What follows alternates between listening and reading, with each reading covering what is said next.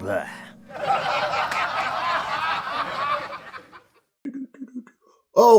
Hey, how are you? It's been a while. Good to see ya. Good to see ya. Can you believe it's already March? And you know what that means? Because it's already March, we're coming up on 5 years of doing whatever this is on this channel. Can you believe that it's been 5 years? Where in the hell does the time go?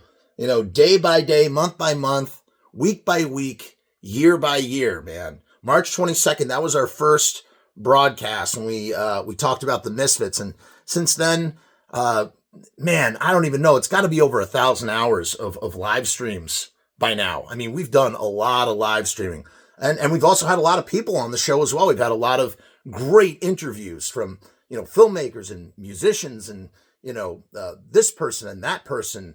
But we've never had Bobby Steele on the channel. We've had some other Misfits and some other members of Sam Hain and Danzig, but we've never had Bobby. And it's like, why the hell did it take 5 years to get Bobby Steele on this channel? I do not actually know. Bobby and I, we did a panel some years back on the Rock Fantasy YouTube channel. Check them out and give them a subscribe button, push, whatever thing. That was a really great show. But we've never had Bobby here on the channel, and that all changes now, right now. It's the perfect culmination for 5 years of live streaming. I hope that there are many more years of live streaming to come. I have no intention of stopping, although, from time to time I get tied up and wrapped up in other things, and then I got to kind of put things on ice for a little bit, but we always return.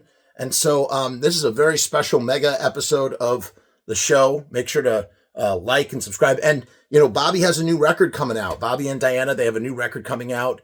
Act Your Rage, it's the 30th anniversary. They're going to tell us all about it in the show, of course.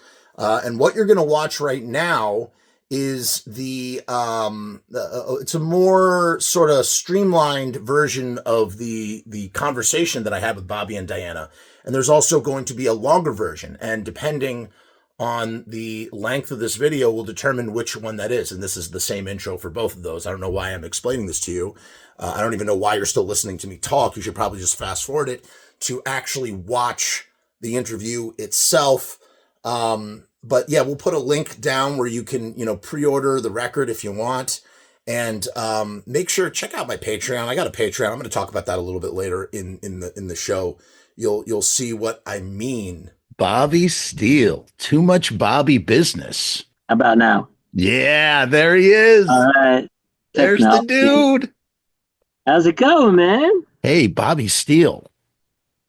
Can I just say, by the way, Mazel Tov to you and your beautiful family. I love seeing you be a grandfather. It's amazing. Thanks. Really, just wonderful. Truly.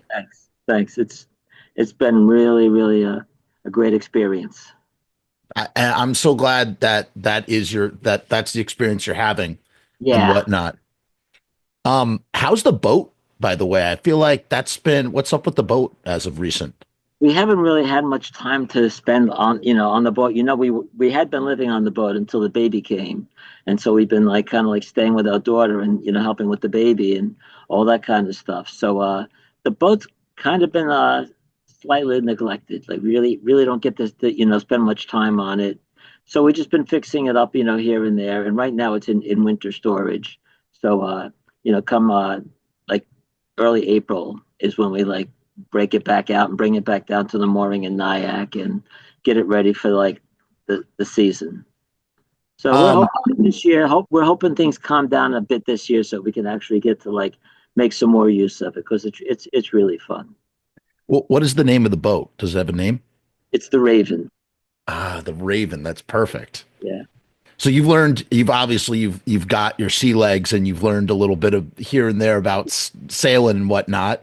Yeah, a lot of trial and error there. A few times you're it's a sailboat, so it's a lot different than a power boat. So you really have to learn how to work with the winds and all that kind of a thing. And it's challenging. It's fun when you do get the control of it and everything, and but every once in a while, there's been a couple of times where we just had the boat spinning in the water.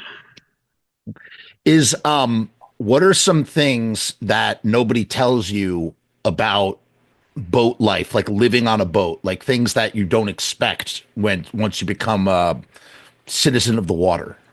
Storms.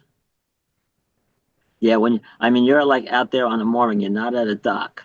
So like when there's like a big storm, the boat is being tossed around, quite a bit. And believe it or not, it's one of the things is like for me, especially like when I'm on the boat at night and there's like a big storm, I sleep better than ever.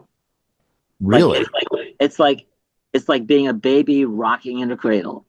It really, it's for me, it's a very soothing experience. You'd think it would be terrifying, but so far, I mean, we've been on, on boats when there's been like 60-mile-per-hour winds, and I just like sleep through the whole thing. Wow. So as long as the boat doesn't break loose of its anchorage, Or it's capsize. uh, it's hard. It's kind of hard for a sailboat to capsize because, well, we've got like a 6 foot deep, you know, what do you call that on the Yeah, yeah, bottom? the thing that Yeah, comes down. Yeah. right. So it's that like itself. I think that weighs like about like 6 tons. So Wow. that kind of really stabilizes the boat a lot.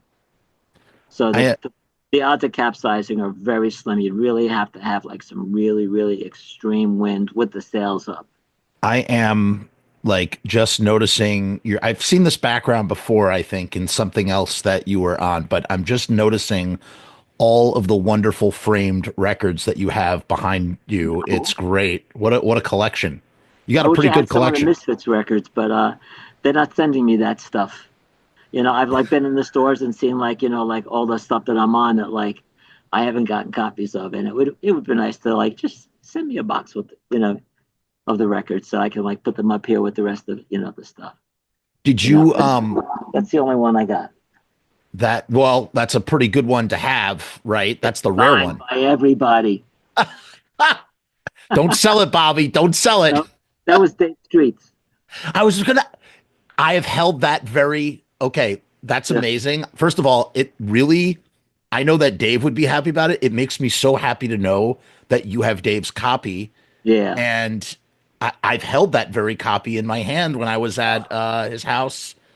Dave was, for those of you out there who don't know, Dave, we're referring to Dave Street, who passed away in 2022, a longtime friend and collaborator with Bobby. He knew Bobby from the Misfit days. They co-wrote lyrics together, or he wrote lyrics for some he song, wrote but he wrote the lyrics. I wrote the music. right. So they collaborated on a bunch of Yeah, Undead songs and a long friendship. And then when I started my project, I befriended Dave. I went over to his house. I met Adele, his mom, and yeah, she was a sweet woman. And yeah, yeah. I started putting Dave in all of my movies. And so I shot with him a few months before he died. I shot his last role in my most recent film. Wow. Man, I got to tell you, just to sidebar about Dave for a second. Um, he, he was what an incredible human being. And when he got really, really sick, he never gave up. And I said to him when he was in the hospital, I called him up and we were talking. And I said to him something along the lines of, "Don't stop writing, Dave." And you know what he said to me, Bobby? This floored me. Yeah. Floored me. He said, "I never stopped. I've been writing this whole time in my head." He's he was crazy because he just like he's that was it. He never stopped. He was always on, and you know he was like a real unique character all around. He was the first time I met him. I walked into Natasha's shop and he was like behind the counter reading Mein Kampf. Get the Which is really funny because Dave is like the most Jewish guy you'll ever. Yes. He's the most Jewiest Jew guy you will Yeah. ever meet. Dave Lichtenstein, not Yes. Yes. and he's reading almost sounds Mein like a Kampf. comedy. It almost sounds like a Yeah. comedy gag, right? Yeah. Yeah. Totally. I mean, that was like I saw that. That was that was it. We just like hit it off right there because I just saw this guy is a guy that like He's out there for shock value. He's out there for humor. He wants to know everything. He's like, know your enemy. And so he just takes it all, and he like, I mean, he can make a joke out of anything. He used He, to always say to me, you know, if somebody's really pissing you off, don't get mad. Write a joke, write a song. I can't see me behind the sunglasses. I'm actually getting a little emotional because he said to me once, he just said, always stand by your work. He also had this thing called the Triangle of Success. I have it on my YouTube channel. Everybody should go watch that. Dave's philosophy on life. Just a great now question. He was a punk. He always styled himself. He's a punk comic in the late '70s when he knew you guys in the Misfits and whatnot. Yeah, And at the time it was you're hanging out with at Natasha's. It's you. There's George Harrington. yeah, Glenn, Jerry, Joey, the band, whatever. yeah, yeah, Um, at the Loft, this, that, and the other. Dave was opening for all sorts of musical acts in yeah. addition to, right? Like, didn't he open for the Ramones? Do you remember who else he might have opened for? The Ramones, Blondie, Blue Wow, Oyster Cult. He opened for Blue Oyster Cult at, like, I think it was Radio City. unbelievable. Like he did, like he you know that was Dave. He just you never knew what he was going to do, where he was going to pop up, but he always and I mean he was he was funnier in person than he was on stage. Hmm. When he wasn't trying to be funny is when he really got really funny. And he was so, oh my God, was he talented? And just in terms of like, he was really good at writing on the cuff, Yeah. and he had such an expressive face. And I'll tell you this, I never told you this. I never told you this.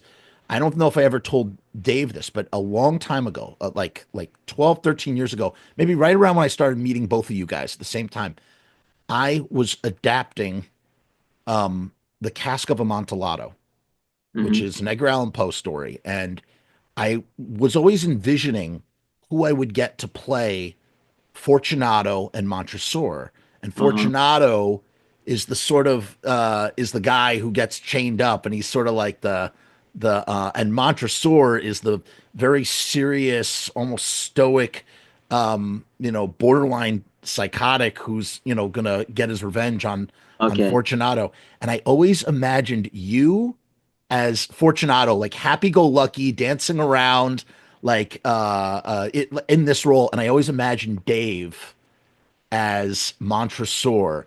And I was like, I'm never going to get this together to make this thing. But in my mind, as I was Man. writing, I was Yeah. always like, Dave and Bobby in this thing would be so hilarious. And obviously, it never came to fruition. But it was Uh, something I always sort of wow. Wow. thought about. I don't know.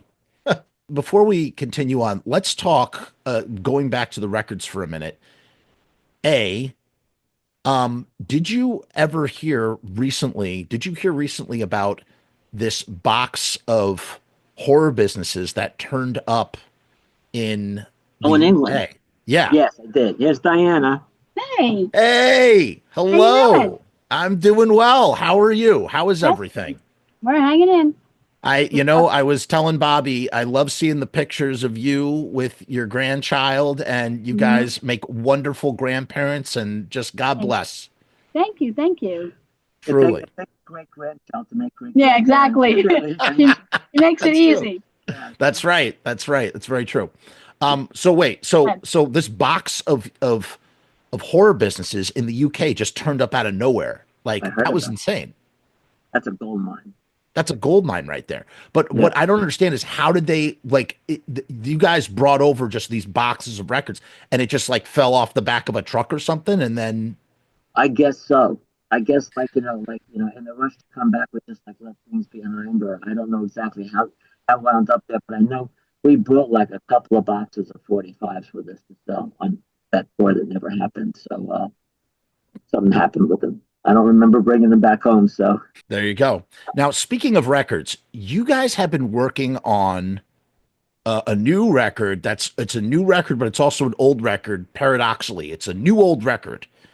Tell me a little bit about for those out there, and I feel like there's not been a thorough deep dive on the undead in some time on the internet. Like it really needs to like go down, and maybe that would be for another day. But Yeah. for those out there, talk a little bit about the genesis of this record, what the history of this record, the decision to re-record this record, Act Your Rage.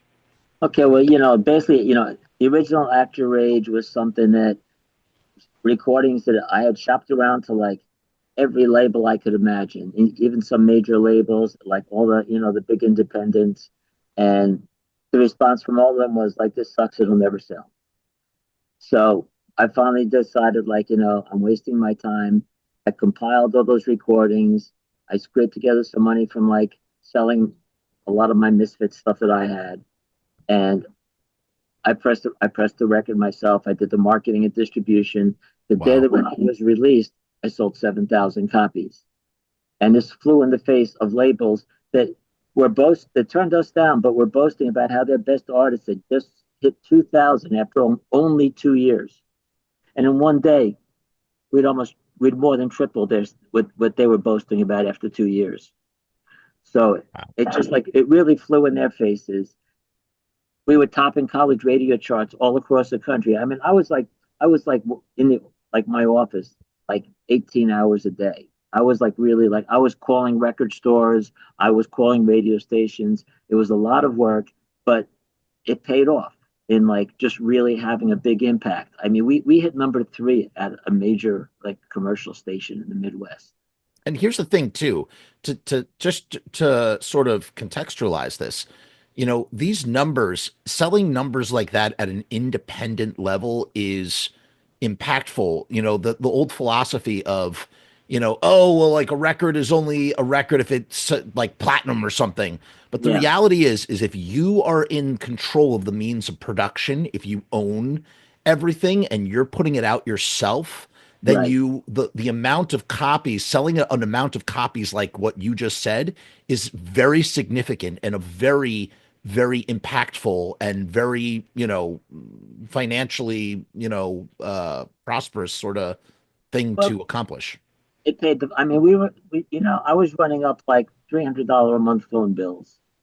So it paid for itself. I didn't make any money, but I was making enough of an impact that we were starting to get better gig offers. We were starting to get like a, a big reputation, like all around the country, and even like other countries. We were starting to like get demand. We actually had a store in London that contacted me and ordered 200 copies, and they said it sold out in like 20 minutes.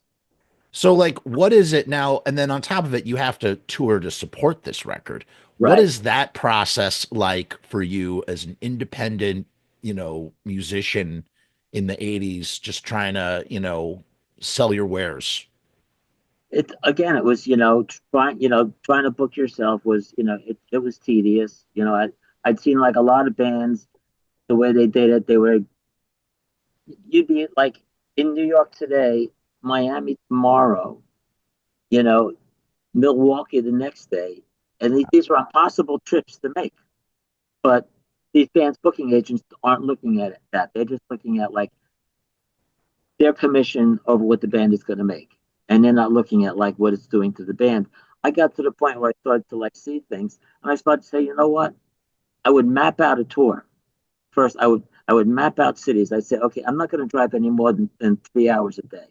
So I would like find cities within 3 hours of each other, and I'd find as many clubs in those cities as I could, and whichever club gave the highest bid, I said, we're going to be in your town on this day.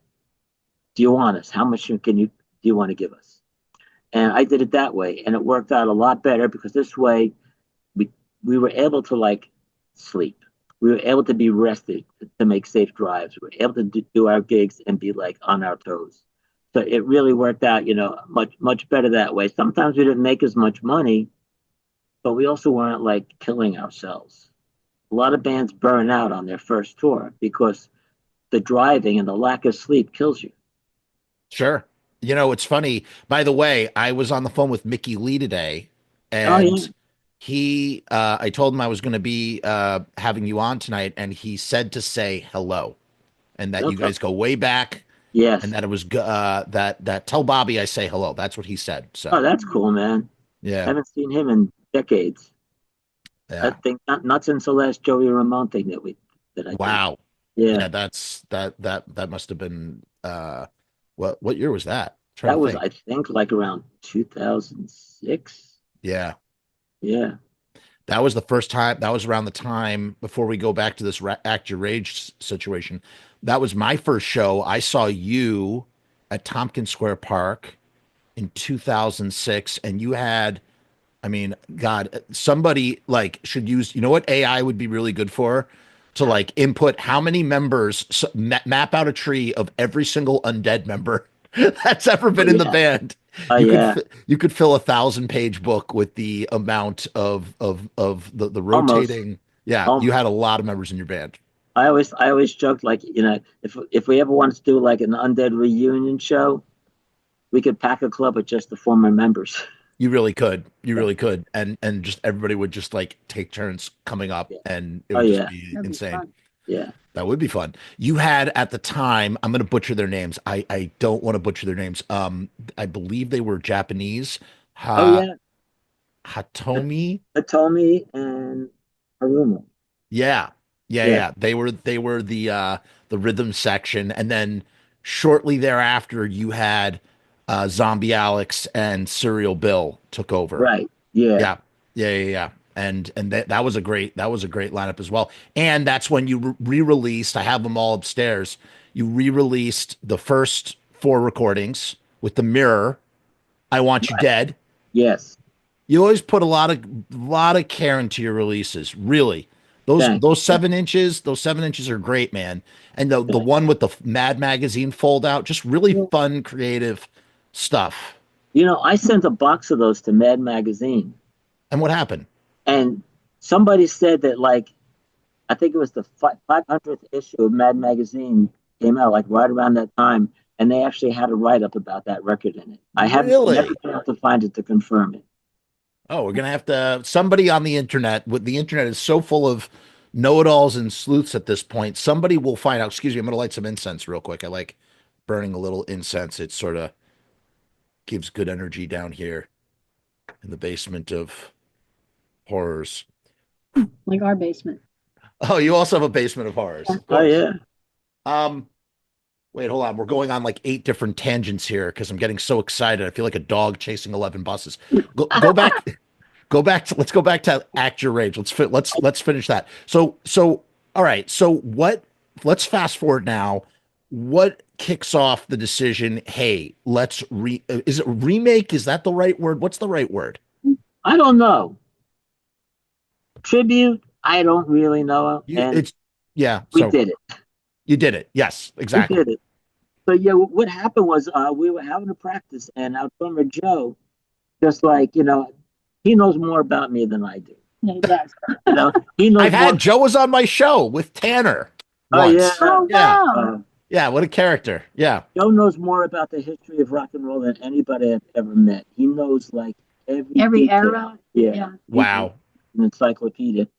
And he just, like, one day was like, buddy, you're coming up on like the 30th anniversary of Act Your Rage. You should do like something special.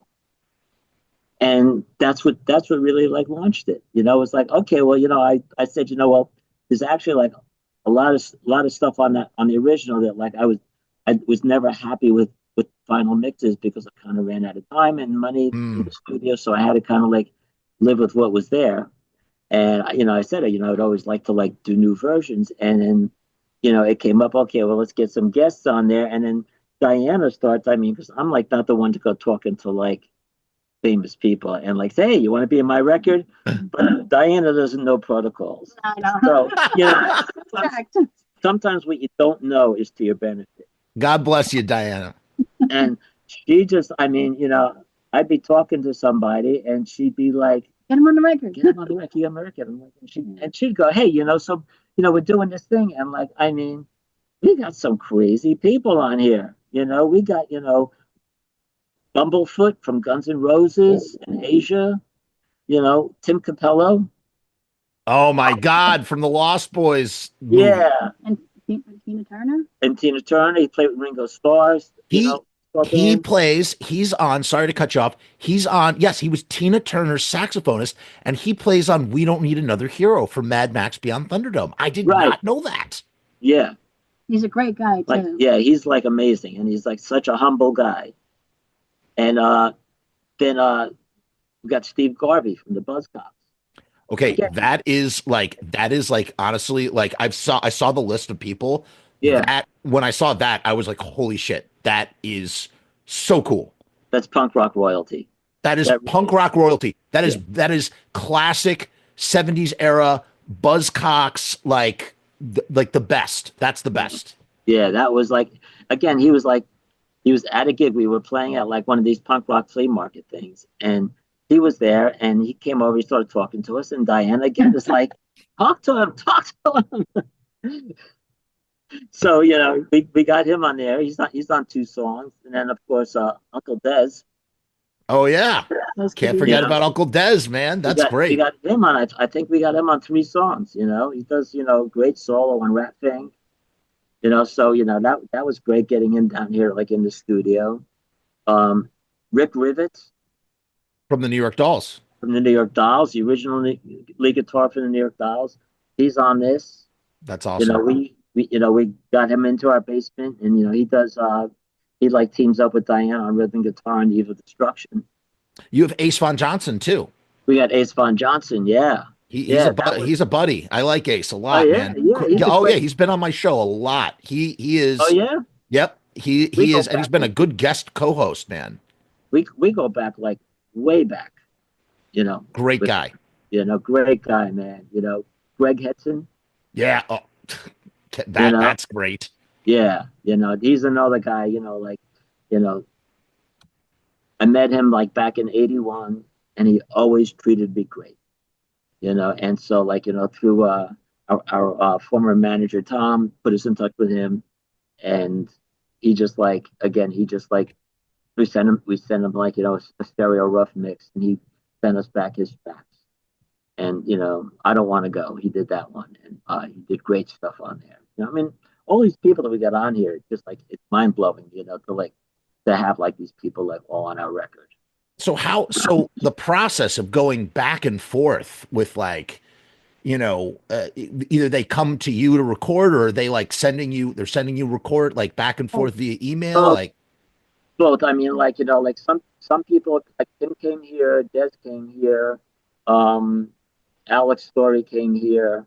Alex didn't come here. Oh no, that's right, he didn't. He sent it. He sent it, yeah. Andreas Palmer just happened to be visiting some friends, and they were coming to our house, so he threw it on his bass line there. Andreas.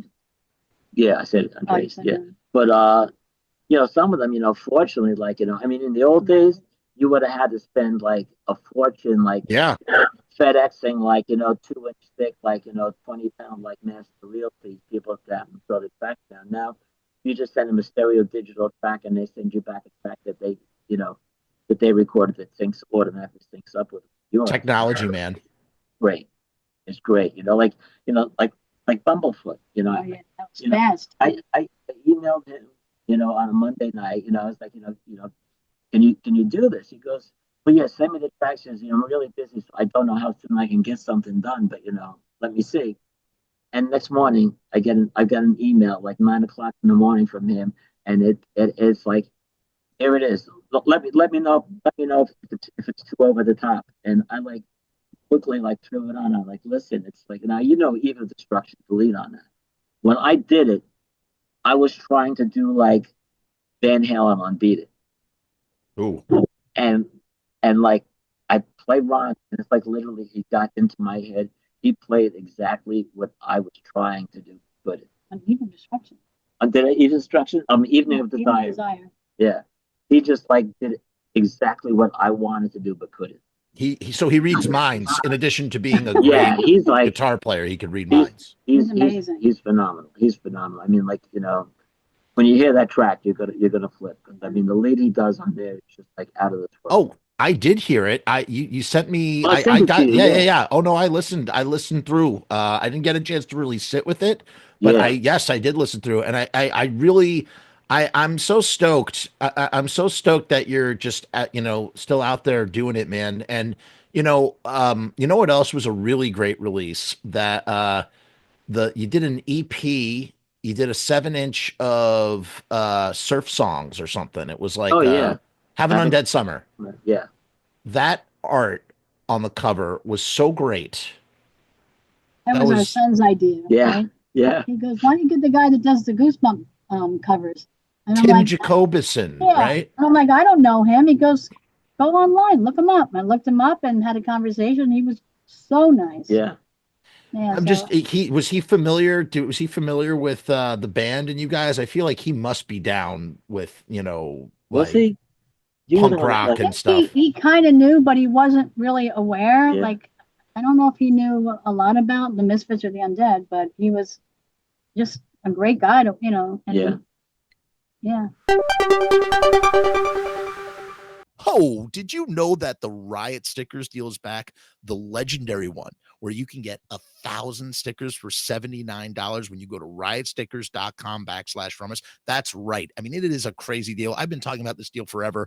The deal went away for a while, but you know what? It's back. It's back. It's bigger. It's better than ever, man. You're going to get free shipping. Sharpie Riot, he takes good care of you with the 1,000 sticker deal, man. $79, 1,000 stickers. That's like 7 cents per sticker. These stickers, they got a nice, beautiful, shiny UV coating on them that protects them from the sun. They're printed on vinyl.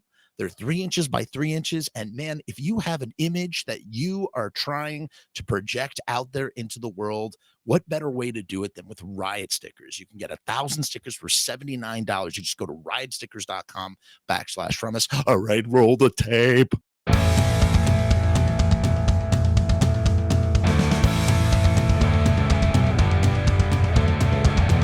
We make stickers, banners, and buttons too. Posters and promo cards. There's nothing we can't print for you. From stage backdrops to bass drum heads. We can print on shirts. We can print on hats. We can print on pants. Cheap prices and high quality. Quick turnaround times and free shipping. We also offer free artwork support. Great customer service and so much more. Riotstickers.com. Riot Stickers, we are the bomb. Riotstickers.com. Riot Stickers, we are the bomb. Riotstickers.com. Riot Stickers, we are the bomb. Riotstickers.com. Riot Stickers, we are the bomb. Diana, I'm curious about your guitar because I've seen photos of it and it's a very interesting guitar.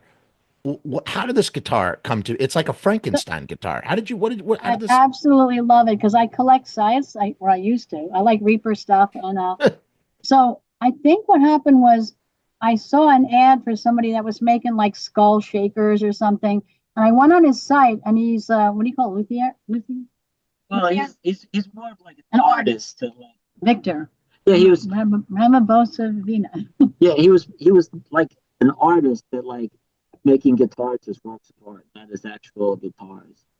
But he like contacted Diana, and he wanted to send a guitar for me to try out. He said he makes guitars, but he's never seen if they actually play well, and he wanted Bobby to try one, right? Yeah, and so he sent us the Scythe guitar, and I played it, but like the way I play with that huge blade, I was gonna like cut my hand off, so I couldn't use it. So Diana was like, "I want it." So Well, actually, no. Hold on, back up. So he showed us his page with all the guitars on it, Yeah. and he goes, "If you try one, you can have it." Yeah. He goes, "So pick one out you like." So Bobby was looking at all the the standard ones, Yeah. and I saw that one, the one with the scythe, and I said, "Oh, if you're not that excited about the other ones, can I have that one?" Yeah.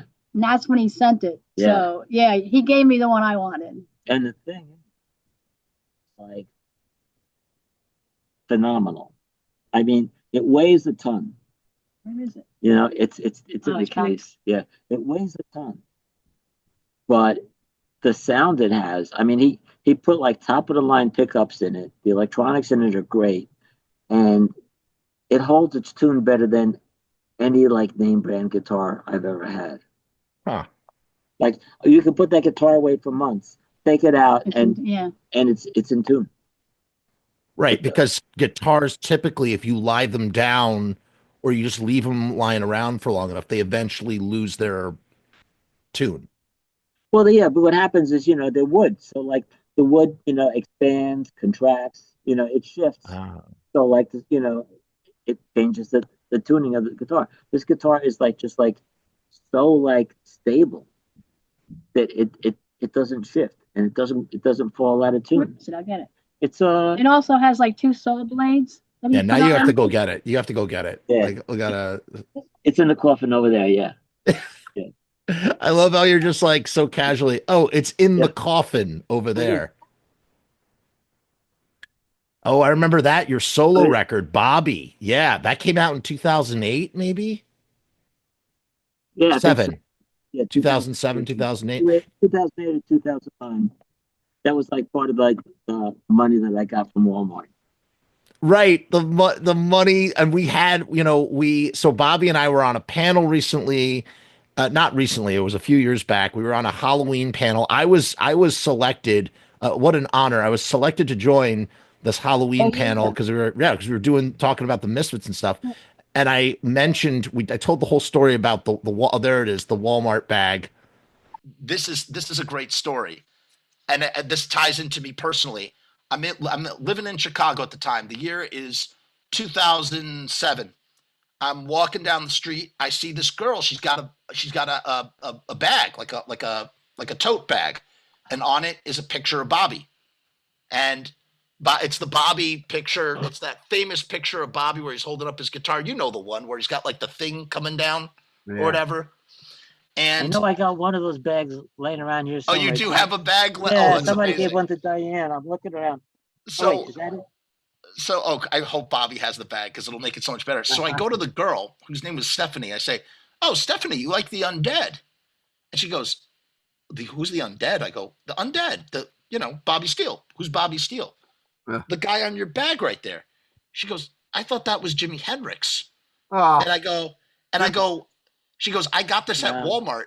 I sent an email to Bobby, who, I'm just like one of 1,000 emails that Bobby receives probably, to his old email address. He probably used to get 100 emails. I said, "Hey, Bobby, do you know that they're selling your face on a bag at Walmart?" And Bobby goes, "Yeah, I know." He goes, "Yeah, I know. I'm dealing with it right now." And so it goes. Did he That really was- look? Do you really look like Jimi Hendrix, Bobby, on the bag? No, that's I what was so gotta tell you, funny. No, it's like a print though, My right? God. This is what's funny about it. I think I got a copy of the print someplace. I can't find the bag. I know Diana has 2 of them, but we actually like went to court. Well, we didn't go to court. We had a meeting. Our lawyers flew out from Los Angeles, and we met with Walmart's lawyers, and they had the guy because they subcontracted the bag to another company that made the bags. That made the bags for them. So they had that guy there, and it was really funny because I walked in dressed, the same way I always dressed, Sure. which was the same way I was on the bag. And I walk in, and I get introduced to the guy who did the manufacturing for them, and I look at him. He kind of like looks like somebody I might know. So I said, "Oh, you look familiar," I said, did you ever live in New York? He says, "No." I said, and he looks at me and goes, "You look familiar too." And I just took the alligator tooth necklace that I was wearing. I just went, "I should." And we started talking, and they, they admitted that, that they were in the wrong. And so we kind of settled things. And I said, after we had, agreed on everything, I asked the guy, I said, "So, how did you come up with our picture?" And he said, "Well, we contracted a company that deals with finding images. And we told him we wanted something that like had street cred that we could use for this." And I said, "Well, where did he get the image?" He says, "I don't know, let's call him." So they call the guy, and we asked the guy, where did you get the image? He says, "Well, I went into the store on 8th Street. There was a store that was like, it was a Russian mob run store that sold bootleg t-shirts. And I'd actually gone in there and confiscated a couple of dozen like counterfeit Undead t-shirts at one point. And so the guy says, I went into the store and, I saw it. I bought the shirt. And so I said to the guy, well, didn't you think it was somebody's image? And he says, well, to tell you the truth, I thought it was Jimi Hendrix. Oh, no. I swear. So crazy. So Stephanie wasn't the only one. No. Dude, Yeah, I it's guess so not. crazy. That's great. Now I'm gonna be very curious. I need to see this image myself. You have be seen fun. the image. It's such a common image. Give It's me a Bobby. It's like a Go ahead, headshot. Bobby. It's like a headshot, and he's doing I don't know, he's doing a thing. Like he's Yeah, he's okay, sort okay. of- I mean, look, if you squint, they do look kind of similar. No, Yeah. but here's the thing. It's a print, right? Like it's not like a photograph. So, Mhm. it's just black on the fabric. Like it's black Yeah. outline on the fabric. So Ah. someone who's not okay. like in touch Yeah. with rock and roll But- might go, oh yeah, sure, Jimi Hendrix, like not realize. I think that's what Stephanie's deal was. So there it is. It's based on this image. Oh, sure. Yeah, Yep, yeah, I remember know that. that picture. Yeah. I don't know. Incredible. It's a wild Jimmy From, Hendrix. from a distance, if you squint and with a couple drinks, it could be Jimi Hendrix. It's It could be Keith Richards too. If you... Oh, totally. it's very similar to the Experience Hendrix company's logo. Because he's got the guitar on his show, it's like Yeah. it's fun. That's probably what it was. So I'm not going to tell it again. Go find it. It's somewhere on the channel. But this is the Walmart bag, the one and only. This girl I knew in Chicago, I was like, oh, you like the Undead? She's like, what are you talking about? It's Jimi Hendrix. I'm like, I emailed Bobby. Let's see it. Show the guitar. No, no. Wow, look at that thing, man. Yeah. And then on the back, he put a license plate. Oh my God, that's what It's funny. I never realized that was like a scythe. I was always wondering what that blade thing was. Yeah, Yes. this is an actual site. It's really cool, Big like bolts for like the volume controls. huh? But it's got DiMarzio pickups, like really good DiMarzio pickups. I want these on my guitar. But these are like saw blades here. So like all this like steel is like really, really steel, Yeah, you Yes. said that. steel. It's perfect. Yep. You should have seen us trying to bring it on a plane, right? So have you had problems trying to bring it on a plane? We don't even want to take a chance. Yeah, God forbid they confiscate it for some stupid reason. yeah. They probably would try to. And you know what? Yeah. You're Oh, very yeah. smart. You're very smart not to even tempt Yeah. it. Yeah. Right. Yeah. Just to double back. So yeah. So this girl, and you were probably getting inundated with emails at that time. It was very, the wonderful thing about you, Bobby, is that you've had the same email address for like decades.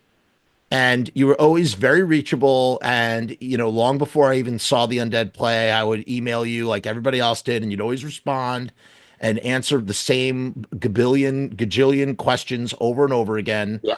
And, but I remember emailing you about the Walmart thing. And you're like, oh, we know, we're on it. We got a situation, got the situation in transit. You had the video? Yeah, that was it. I got an email one day, and the header just said, "Do you know about this?"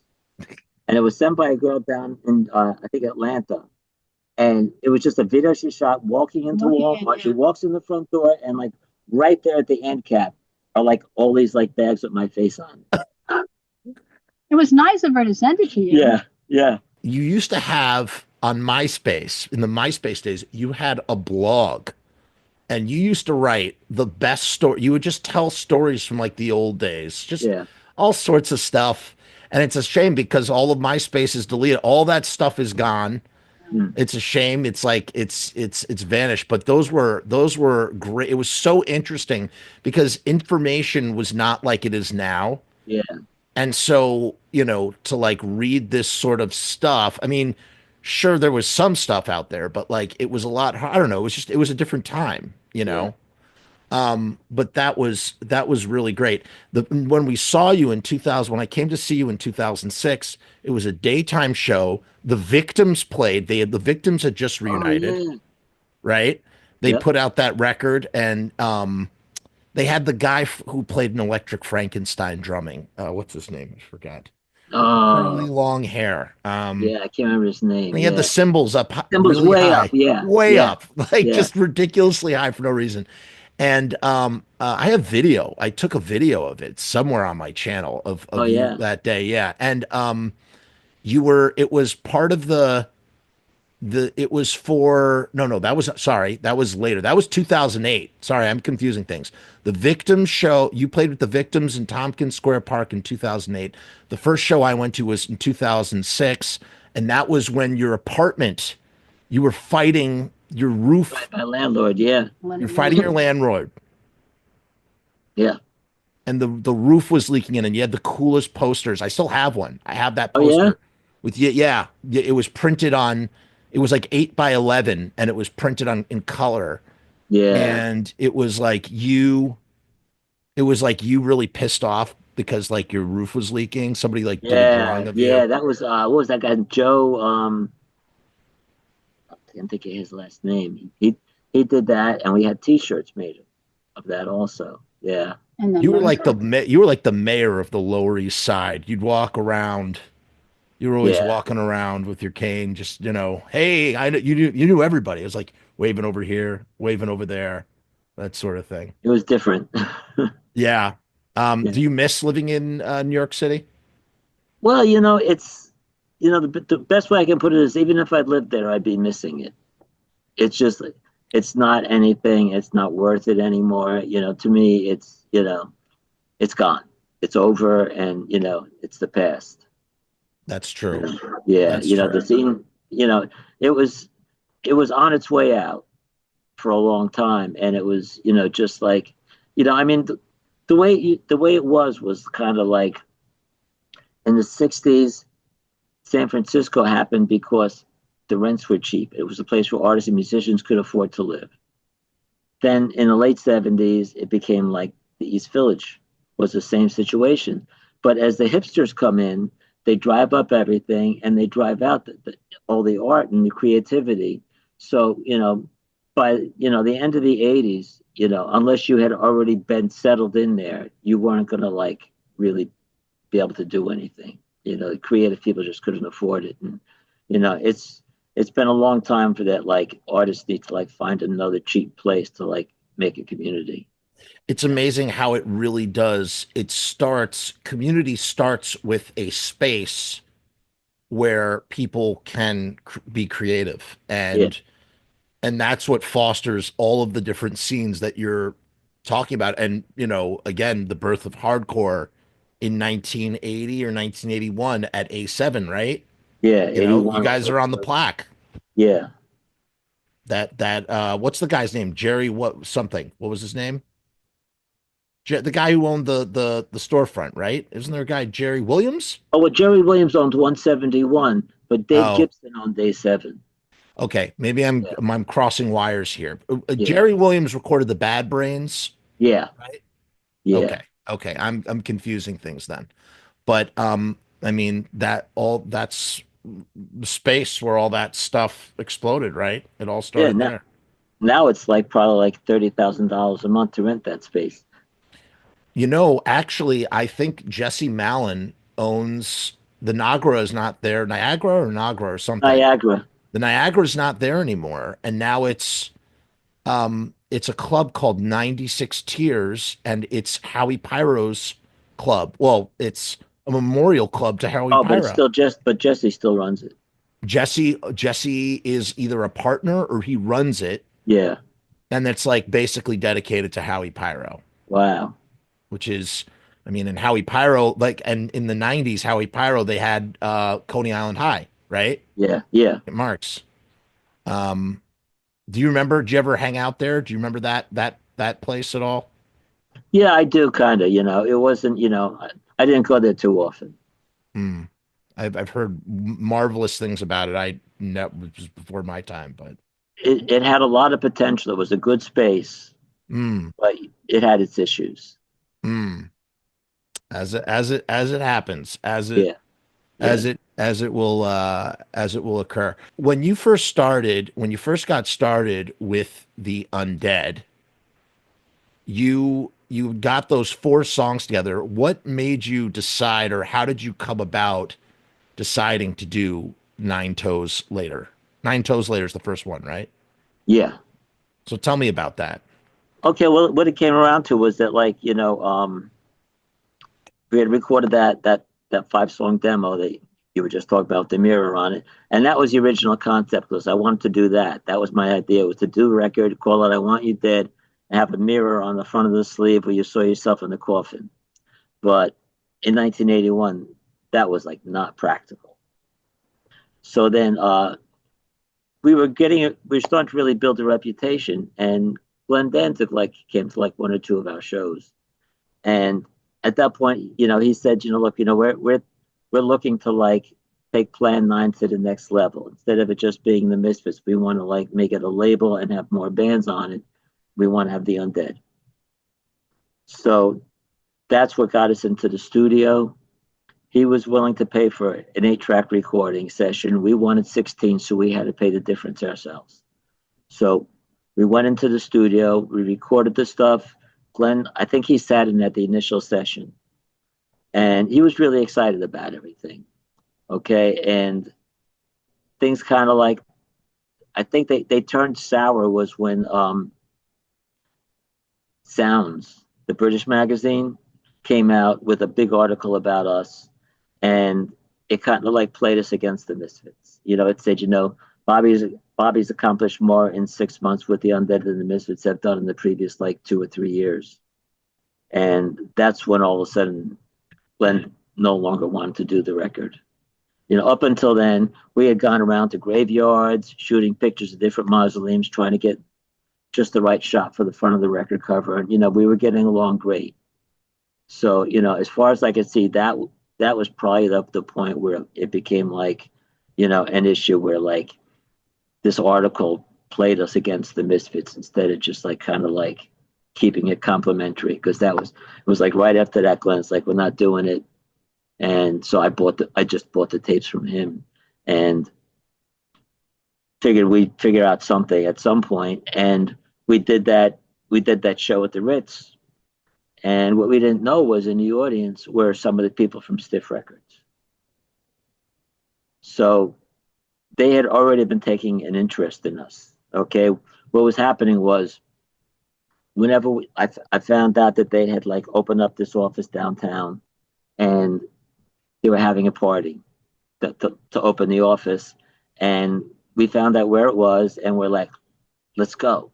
And now the thought is like, well, they're gonna have like the doorman. They're not gonna let us in because we're just some like band. I says, we've got to like make ourselves more legit. We need a manager. So there was this homeless guy, Wong, who was like this crazy drunk that was like just spoke incoherently. He was like just like Ozzy, and so just as we're like flagging a cab, we see Wong, so we grab him and we're like, we throw him in the cab. We're like, you're our manager, and we show up at Stiff's office. And we get up to the doorman, and I'm like, we're the Undead. This is our manager. And the guy goes, oh, okay, and he lets us in. So we're up there, and we're going around, and there's like all these like guys in suits and stuff. And I'm taking Undead pins and I'm opening them up so that the pin is sticking out, and I'm dropping them in their pockets. And Wong is just like curled up in the corner with a jug of wine, just having the time of his life. And Nats finds cans of spray paint. He starts spray painting the Undead all over the offices. So like, I mean, he just like trashed the place. And we left. And then whenever we had a gig, I would always like mail flyers to like every imaginable department, A&R, janitor, everything, at Stiff Records. And I would make sure that like they always got there a day late. And I did the same thing after the gig was over. I go down there with all the leftover posters, and it would plaster the posters all over the front of their building. So it was really driving them crazy, getting their attention. And they were going around like on the street in the East Village. They'll come to kids, punks, and they'd be like, "Do you know Bobby Steele? Yeah. Do you have a phone number? Yeah. Can I have it? No." So it was really, really getting to them. Then one night I was doing an interview on WSUB out in Long Island, and they got a call in, and it was somebody from Stiff Records. And they were like, "Listen, you've been driving us nuts. We really want to talk to you. We want to hear what you have." So that's, that was like right after the Misfits gig at the Ritz. And so we went down, we brought the master tape, and sat in Bruce Kirkland's office. Now, Bruce Kirkland was the president of Stiff Records then. He's now considered one of the most successful people in music history. He was the guy behind the Beatles anthology. Really? Yeah.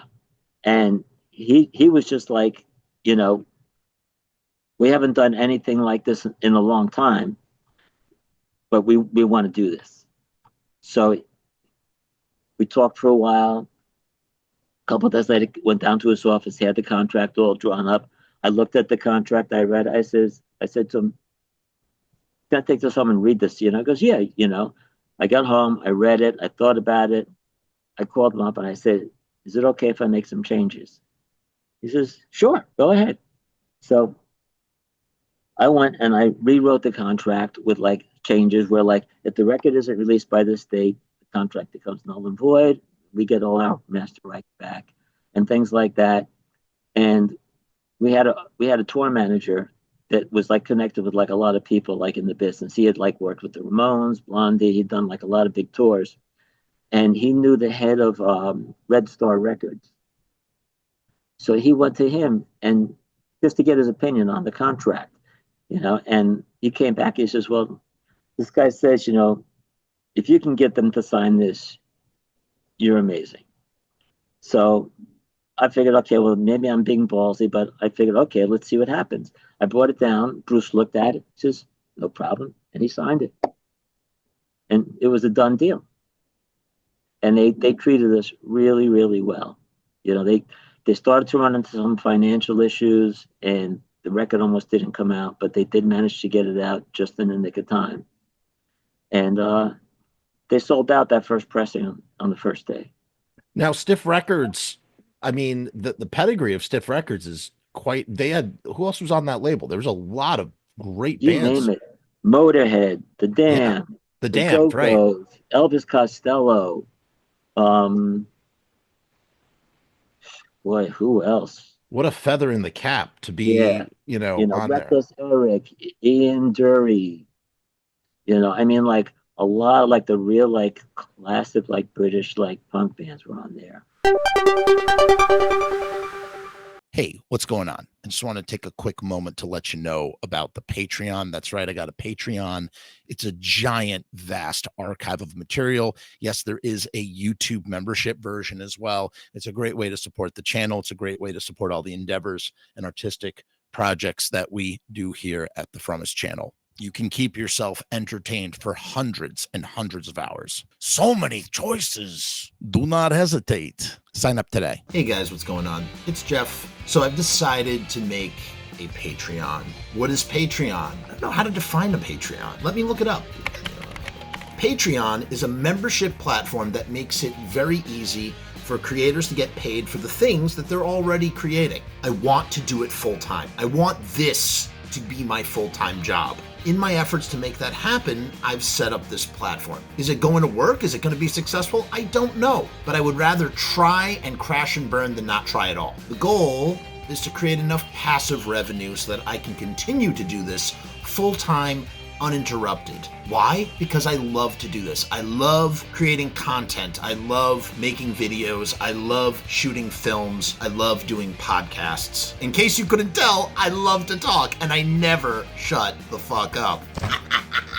So right now I've kept the Patreon incredibly simple. There's 2 tiers, and that may change in the future. The Murdergram is a simple way to extend support for all of the hours and hours of free content on the channel for nothing more than $1. 38 cents goes to Patreon. What's $1.38, eh? It's less than a cup of coffee, but it's a great way that you can show support for very little effort. When you divide that $1.38 by the hours and hours and hours of time spent listening to this endless drivel of content, the dollar cost average works out. Next up is the YouTube Casualty for $6.66. The YouTube Casualty is loaded to the gills. Enjoy the archive ad-free, as well as ad-free early access to special docu-style podcast videos, music reaction commentaries, and the like, a month before they drop on YouTube, loaded with ads, I might add. You're also going to get exclusive content and behind-the-scenes content that is not available on YouTube or anywhere else. So you get to peek behind the veil. And believe me, there's a couple of choice pieces. Most of all, more than anything, whether you join the Patreon or not, I just want to thank each and every one of you that comes to the channel, that watches all the shows, that leaves comments, that participates, that subscribes. That's really the most important thing. This is just trying to find a way to earn a living as an artist. And with that, thank you for my TED Talk. Join the Patreon, because we need you! 66 cents. You know what's interesting? Hearing you talk about the the sounds article, and you know what caused the discord between you and Glenn. And you know what's kind of interesting about their observations, like the Misfits always had, like, you know, especially around that time, they would go through these periods of great inactivity. They would do a bunch of stuff, and then they would go silent, right? Like for a while. And it's sort of interesting how it's like they observe that silence and then for whatever reason decide to compare and contrast when, like you said, like what's the point in that? Like honestly. So strange. Do you think now the infamous show that happened where you opened for when you guys opened for the Misfits, and there was the whole, you know, the back and forth, how do you think was Stiff Records aware of what had went down at that show? They were, some of the people from Stiff were there, so they saw what went down. Oh, you said that. You said that. Yeah, they saw that. So yeah. What was their, do you recall what their reaction was, or how they were, like, what did they think? I don't remember them, you know, them saying anything really about that. You know, I just, you know, had heard that they were there that night. Danny Sage was there, right? Danny Sage and Jesse Malin. Yeah, they were there. Young kids. Well, they were the first band on that night. Right. Heart Attack. Yeah, Heart Attack. Yeah. Yeah. Wow. What a situation, man. I wish the original show was gonna be Tenpole Tudor, the Undead, and Heart Attack. And at the last minute, Tenpole Tudor couldn't get into the country, and Michael Alago was the one that was running the Ritz. He didn't want to lose the Undead show, so he needed to get a headliner that could keep the Undead playing. And he called Tim Summer, and Tim Summer will get the Misfits. So, but originally the Misfits weren't on that bill. Do you think Tim knew, like, that it might have been like a Gasoline, like, match situation? You know, now that I think of it, knowing Tim, it could have been. It could, because he was one that wrote the article that, like, started the rift. I never thought I knew that. Yeah. Huh. Because he's like, he knows the situation. He is Tim was a passionate champion of the Misfits, and especially when you were in the band too. He loved those early singles. Yeah. He loved them. And that's so interesting that, right, he was the one who wrote that article on top of that, and he spoke. So it's almost kind of like, I don't, to say that it was done intentionally, but more maybe, I don't know, maybe in like a mischievous kind of way. Yeah. I don't, you know, I think, you know, because I mean, you know, the punk rock thing was to be mischievous, not to like be like mean, but to just kind of like, I mean, it was a common thing to taunt each other. You know, it was a fun, you know, it was a friendly taunting. And that's what I thought was going on at that gig. When we were playing and they were like yelling at us and throwing stuff at us and everything. I thought, oh, this is all the fun. You know what I mean? This is what's supposed to be. You're supposed to like kind of like, you know, taunt each other and, you know, egg each other on and stuff like that. So when they went on, you know, it was the same thing from our end, you know. Did you really say Kiss is on next? Yeah. I mean, the whole thing was just like you know, they were out there with like, you know, their multiple stacks and everything. You know, I could have done the same thing. I mean, I had, you know, my Marshall, I had my Ampeg stack, I had all that stuff. I could have done the same thing, but I figured, you know what? Just to be a satire, I came out with this little amp and I sat it on a stool and put a microphone in front of it. And that's right. I also had like a half-size guitar that I used for that set. It was like literally, it was only like this big that I used to play that set. That's kind of like, that's hilarious. Yeah. Did you play Ratfink that night? Yes. You know, there are a lot of people out there that when talking about like the Misfits canon, a lot of people will slag on Ratfink. Yeah. And you want to know what the truth is? Ratfink is low key one of the best Misfits recordings you guys did because the arrangement is so fun. All the singing and the backing vocals, and that's all you guys on there, right? That's all of us. Yeah. And that was just done in like an 8-track studio where we had to like do like a lot of track bouncing because even like the guitar track, I was in the studio, you know, I had a couple of guitars, there were a couple of other guitars laying around. I did like, I mean, that guitar track is like maybe like 5 guitars like layered, all doing the same thing. Yeah. Really? And then whose idea, the vocal arrangement, that was Glenn's idea? Yeah. It's just so good. I always have a good time listening to Ratfink. So does our granddaughter. Oh, yeah. Really? Yeah. That's fantastic. That needs to be like that. You know, it's funny. I feel like there's no Ratfink. Like, obviously, there's Ratfink t-shirts, but I mean, Ratfink as it relates to that song, that arrangement, that cover, whatever. It's like weird because it's a cover, but it's not really a cover because it's, what isn't it? Isn't the original is Rag Mop, right? The original is Rag Mop. That's Alan Sherman does Rag Mop? No, Rag Mop was the Ames Brothers, which was like a vocal group like from the 50s that lived about 2 blocks away from me when I was a kid. Huh. And I never knew about them.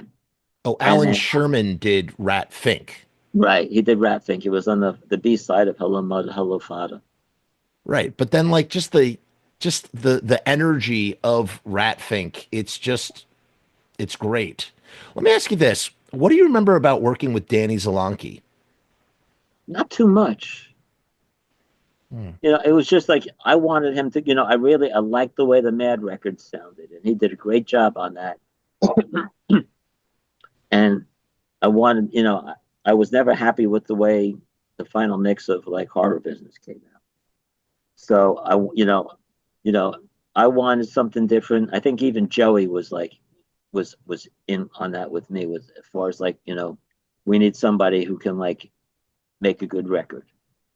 And so, you know, I was friends with the man at the time. So, you know, I asked Danny and he said, yeah, he'd do it. And so, you know, he came in, he's low key, you know, he's not like, you know, like a lot of these record producers, you know, he was very low key. I can't really remember much of anything about working with him, which is probably a good sign for a producer because like a producer is supposed to just like take what you're doing and capture it. And I think he did a great job of that. What was it like to see the Mad? Like the Mad were in, like, I wish that's something that I wish, obviously I wish I could have seen the Misfits, but I mean, like the Mad is another one of those sort of like mystical bands to me. Yeah. You know, they, you know, the first time I saw them, I was like really like kind of like, what the heck is going on here? You know what I mean? Because, you know, here's these Japanese guys, you know, and like, you know, especially like their bass player looked like, imagine if Sid Vicious was Japanese. This kid looked like the Japanese version of Sid Vicious. And, I don't think he spoke any English. You know, George, George was like already like doing special effects stuff. You know, yeah, they would like open their show with a movie screen up with like films that he made to go with his songs.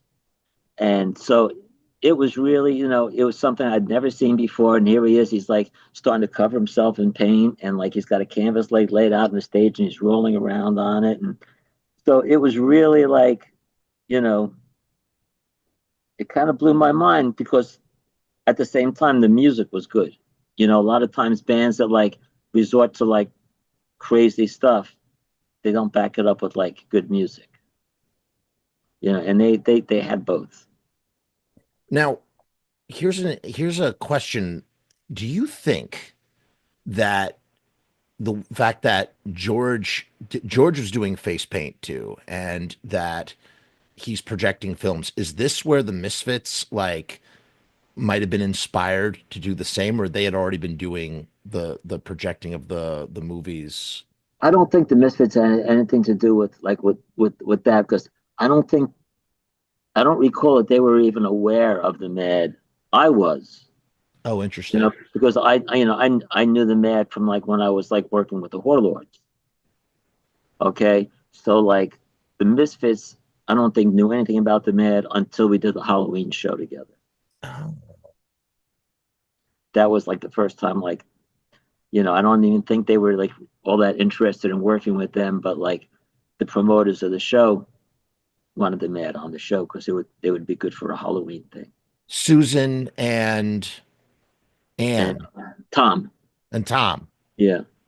Now, since we've talked about all this stuff before ad nauseum, but since we've spoken about it, I have like so many like photographs from that night have surfaced that I never saw that painted a more vivid picture. Like, for instance, like Glenn wearing the face paint. Yeah. Like that was the first time that he had done that? That was, yeah. What was behind that? Do you remember? It was Halloween. And Jerry came out dressed as Darth Vader. And then he took some of the Darth Vader stuff off and he was just wearing the cape. Yeah. And what were you had face paint on too? I wish we could find the video from that night.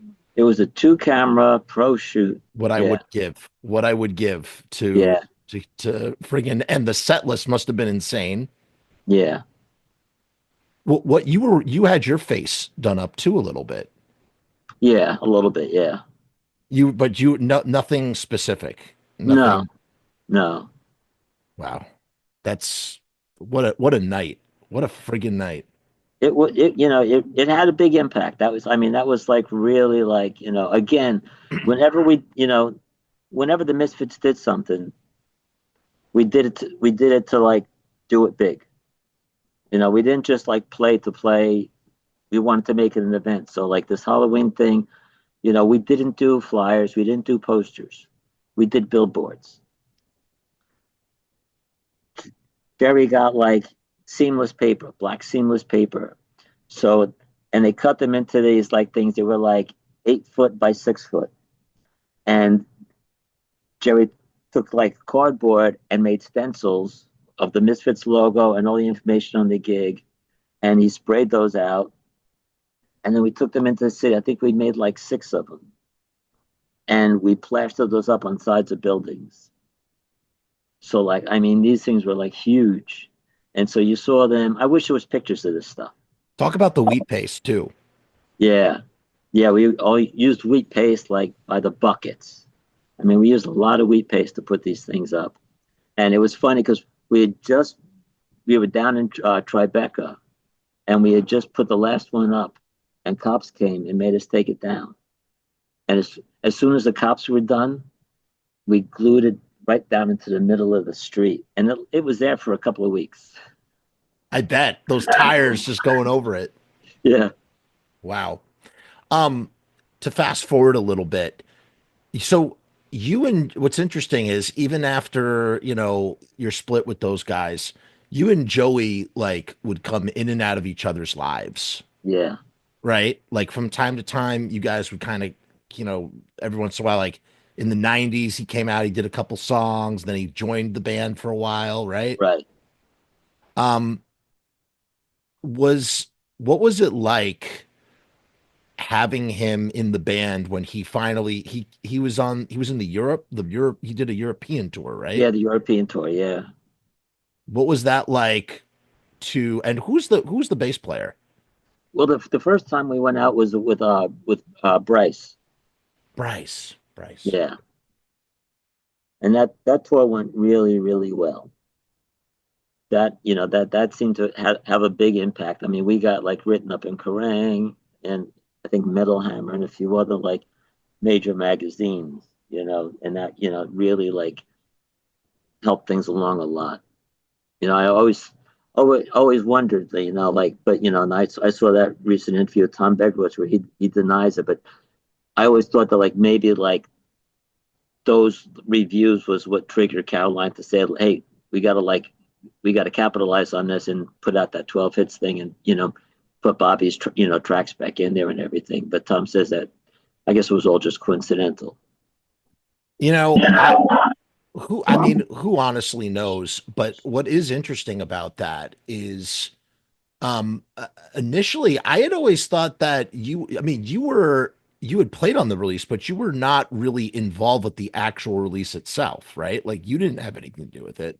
That was all Caroline. No, I had nothing to do with it. I mean, Caroline would, Caroline wanted nothing to do with me.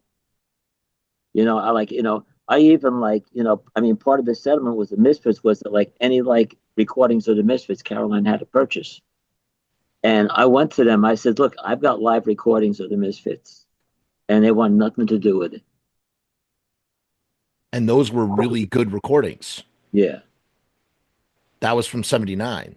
Yeah, 79, with me and Joey. And they wanted nothing to do with me. Pennsylvania, right? Yeah. So, that was the end of that. So like, anybody saying that Caroline would work with me for any reason, I mean, they wouldn't even distribute Undead records. But what's interesting is there was a time earlier on where you were kind of around in the sense when the box set was coming out, right? Yeah, what happened there? It was like one of those like lucky moments. I had been in a store and the Bad Brains manager was there and he recognized me and I've been, back and forth with him a few times. And he was like, there's a lull with the Bad Brains right now. I really want, I want to work with the Undead. So he was the one that orchestrated like with Caroline to like have me at the box set. If it wasn't for him, I never would have been there. Wow. Yeah. I mean, and there's some interesting video and photos from that signing that I've seen. Oh yeah? Yeah. I've seen photos. There's some video too, and it's just really surreal to see all of the alumni, yeah, right, together in one place. And I don't know, it's very interesting that like you never know when a moment is going to be kind of unique, right? Yeah. Because like in the moment you don't think anything of it, but then yeah.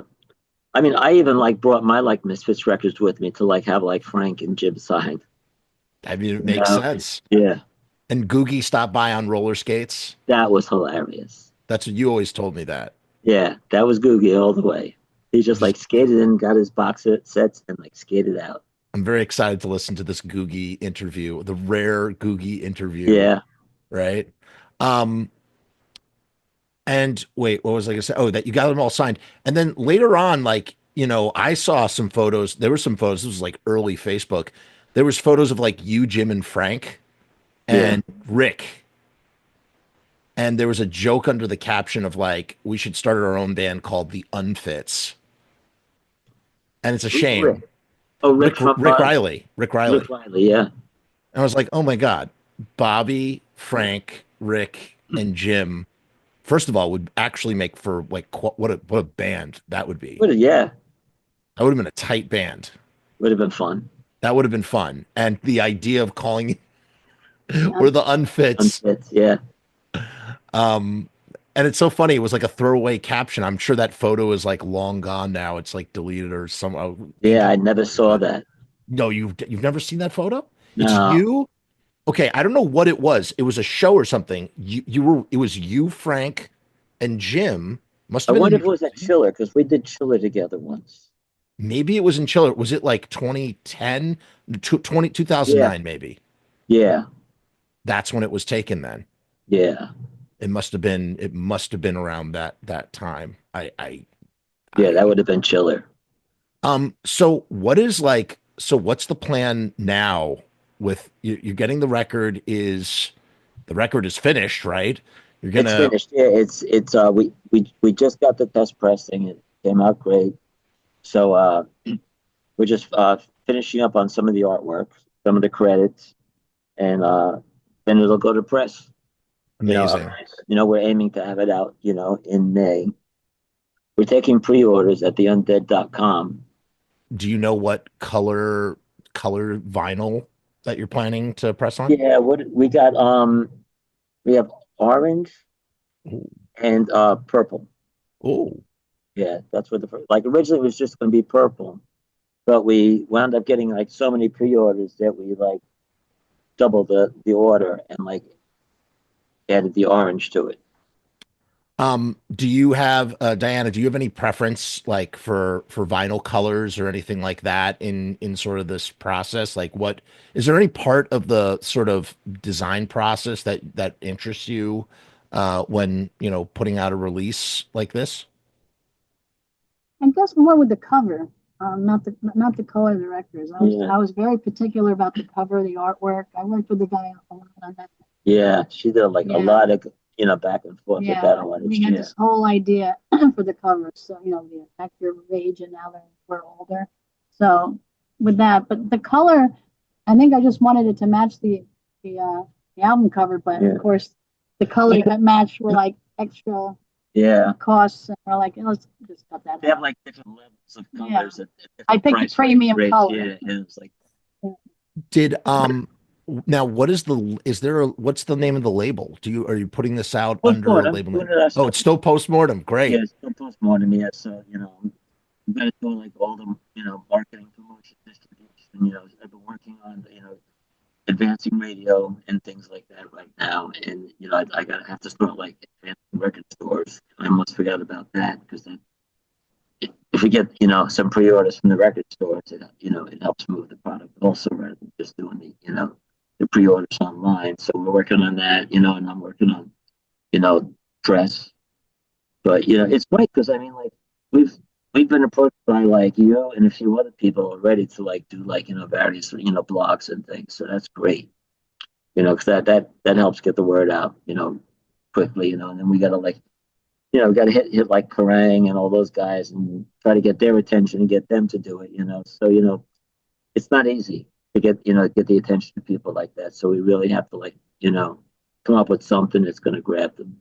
I'm gonna try and make it to the show, and I'm gonna try and bring my 9-year-old son, who's never been to a punk show before. So, hopefully I can make it out. And I have something I want to show you that I think you'll find very interesting.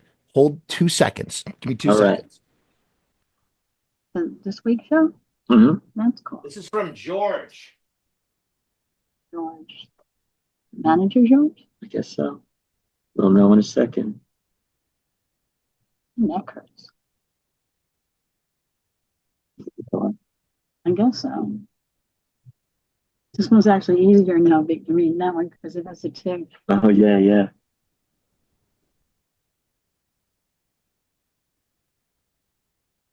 Actually, this is just this. He's just gotta go to the bathroom. So I've told this story on my channel before. So I apologize for anybody who's heard it, but since here it is. All right.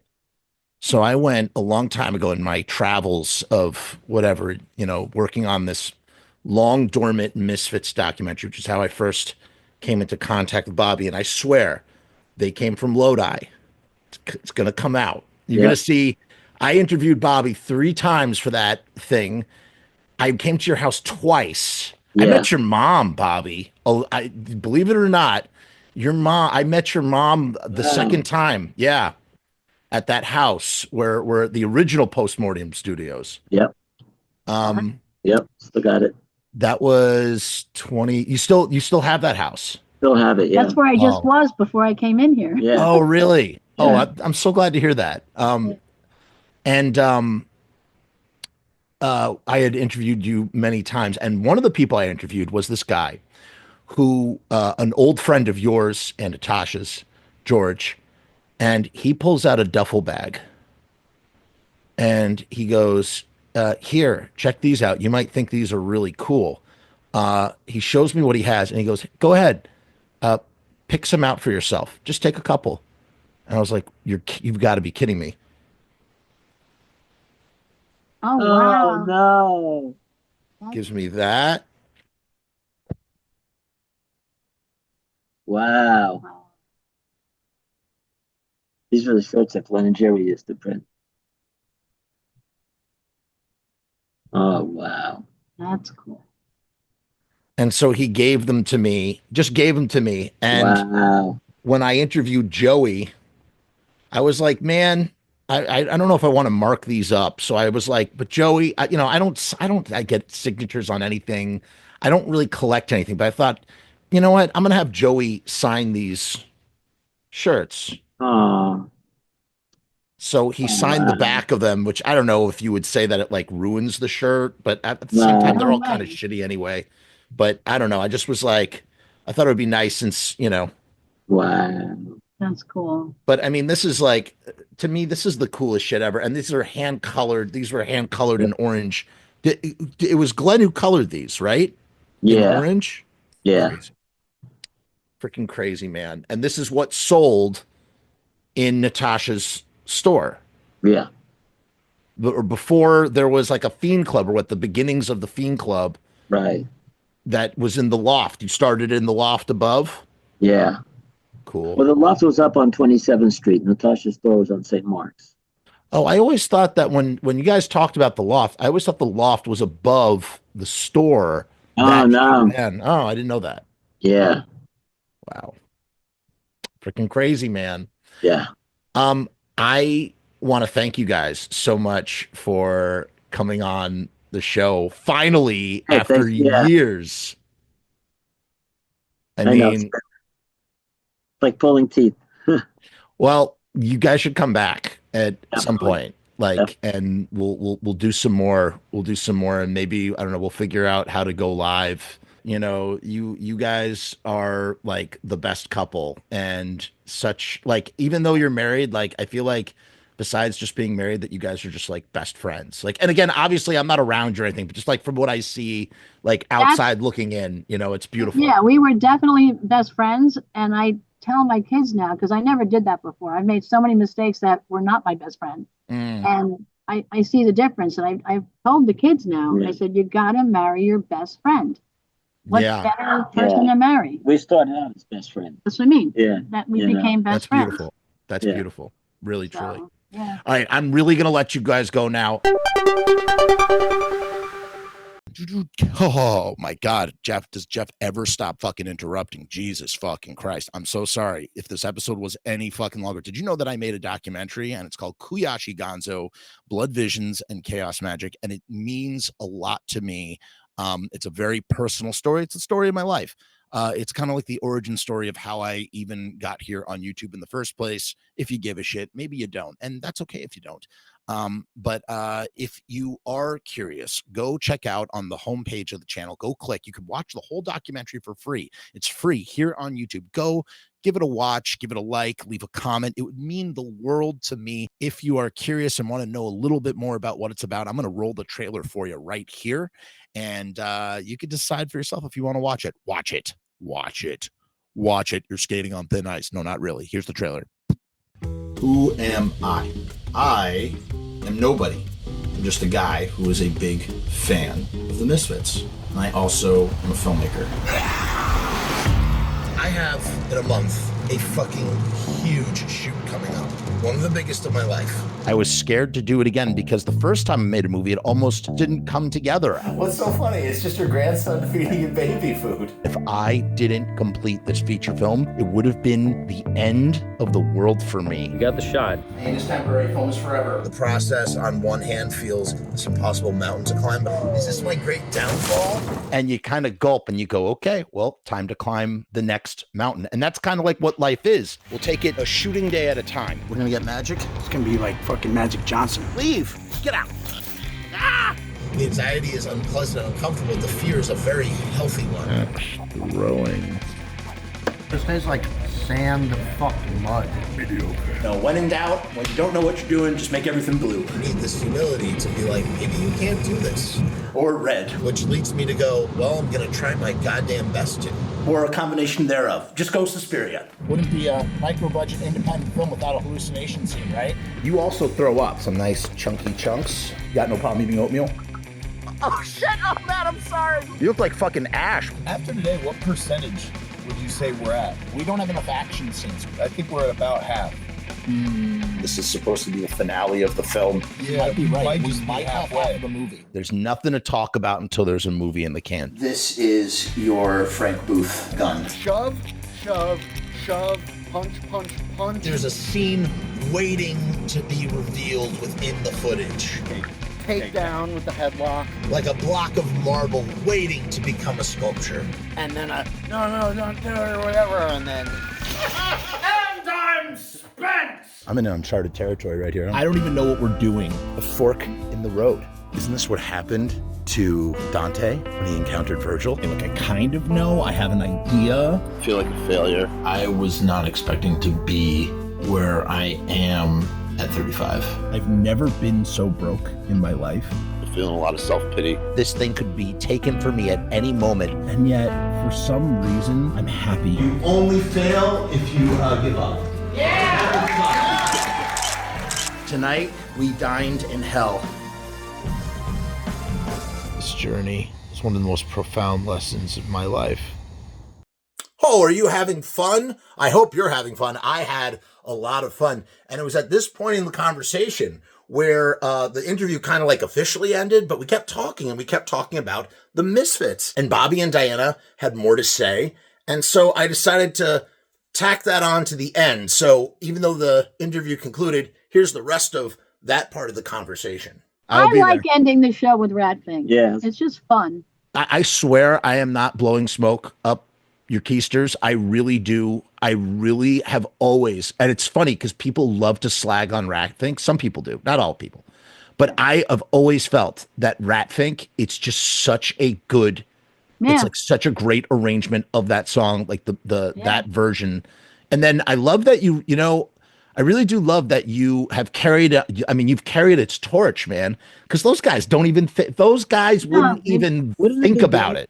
Wouldn't it be great if they played the Prudential Center and just brought me out to do Ratfink? Just Ratfink. People would fucking... would go ballistic.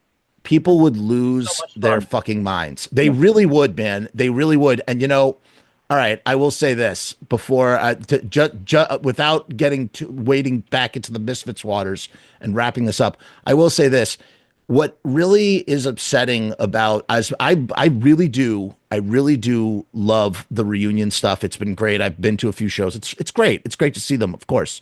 But what is such a missed opportunity, beyond missed opportunity, is that you got so many of the guys, so many of you guys are around to not have everybody come up and recognize, you know, because part of the allure of the Misfits is the cult recognition of every member of the band. Yeah. Every member of the band. And it's funny, I forgot who said it. There was somebody who said it. What was his somebody once said something along the lines of like, being in the Misfits is like being in the mafia. It's like being a made guy. You know, it's like it's something. No, but look, in the sense of like it kind of like sticks on you forever. You know, like it's part of your history. Somebody that wants to kill you. Right. But the point is that like because of that, it's like the everybody knows who Mr. Jim is. Everybody knows who Franche Coma is. Everybody knows who Bobby Steele is. No matter, I mean, everybody knows who you are because of the Undead too. But I just mean like every single person who was a part of the Misfits history has like deep significance. So the fact that that is not recognized in some kind of way, shape, or form, like at the end of the day, God bless him. I love Doyle. I love AC Slade, but like, there's nobody who's going to do that lead on Horror Business the way you do the Johnny Thunders lead. I've seen Doyle do it, man. Yeah. Yeah, I remember. I was invited to the what was that, the Action Park show? Yeah. And when it got to that part of Horror Business, I just like watched Doyle and like he did it, and I was just like, "It's my boy."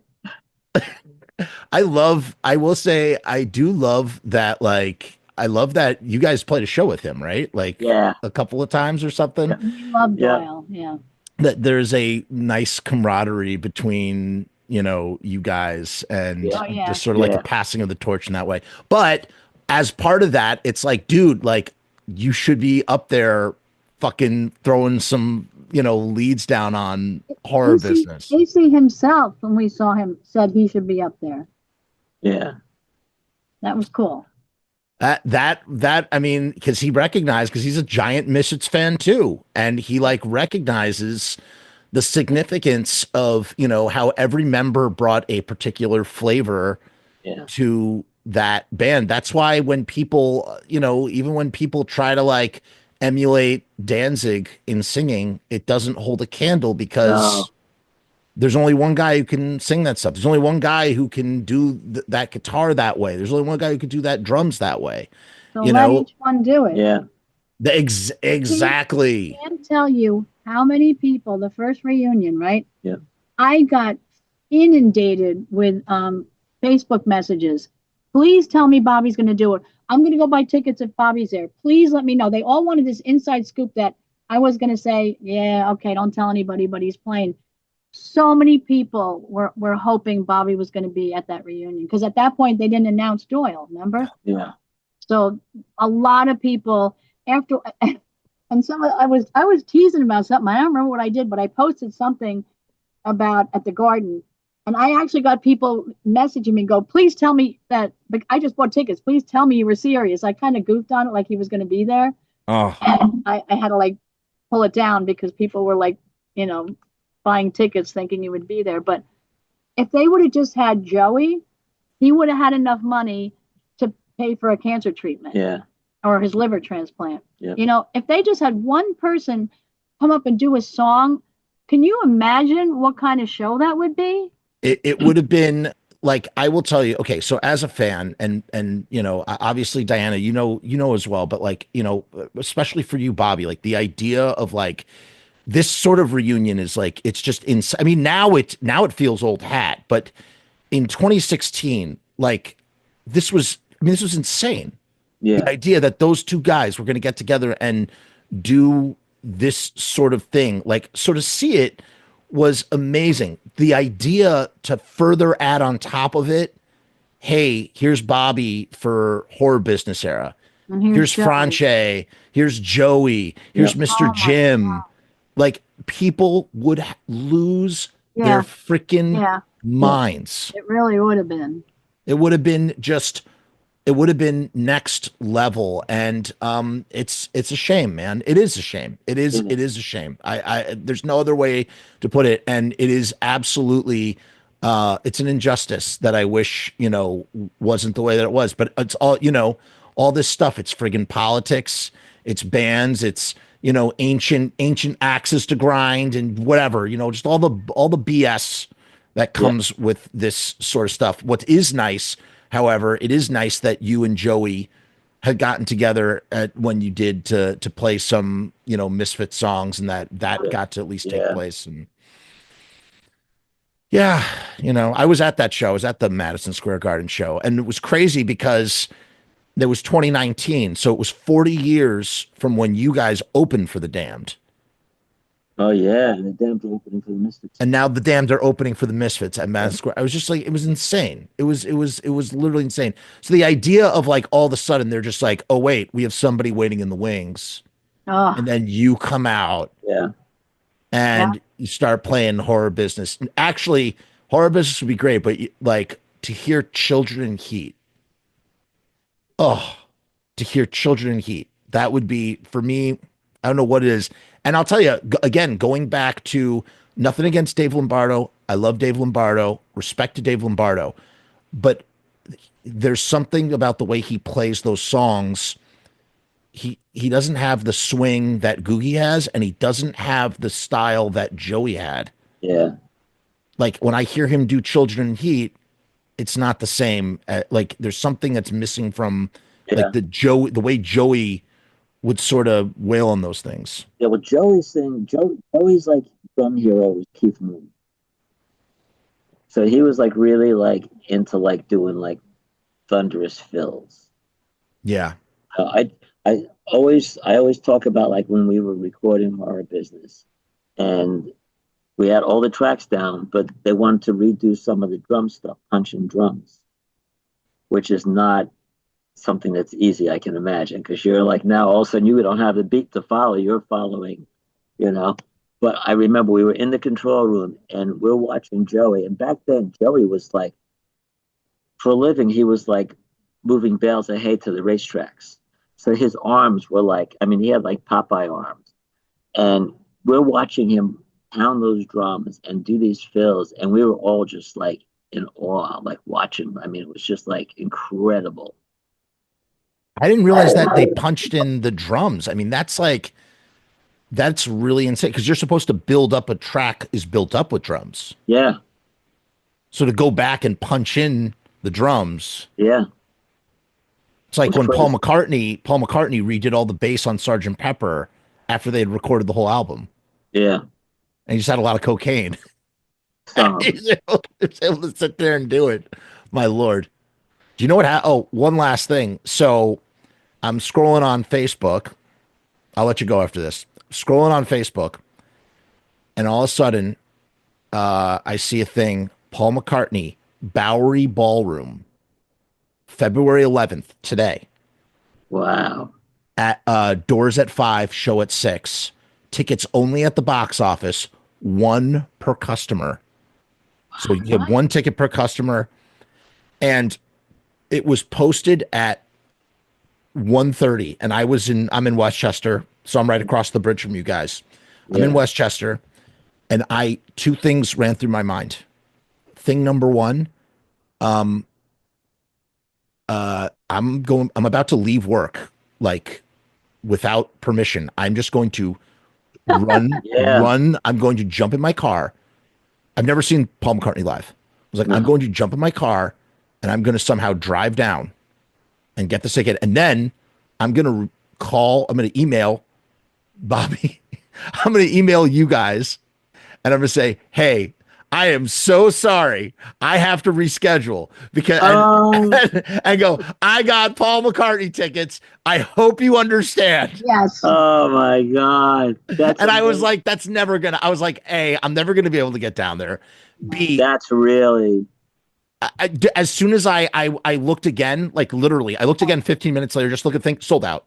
Yeah. How much? Sorry.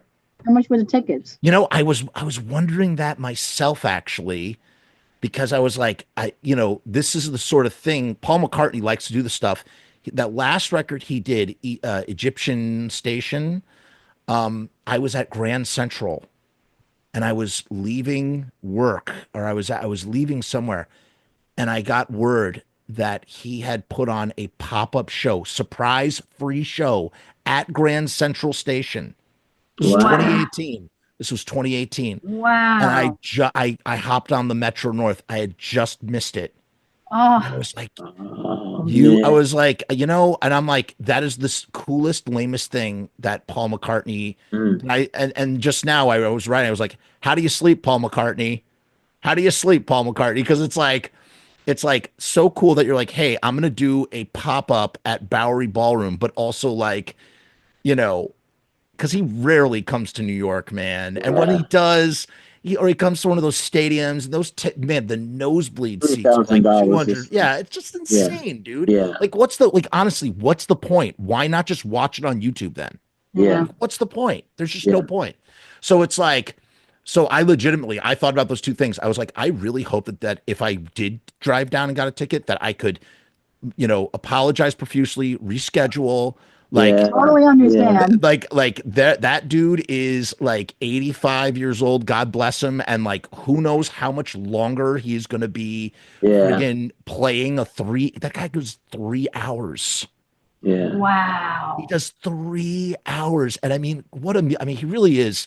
And being musicians that you are, I don't know if you've ever listened to this sorry, I'm about to talk about Paul McCartney for like a billion hours because I friggin' love the Beatles.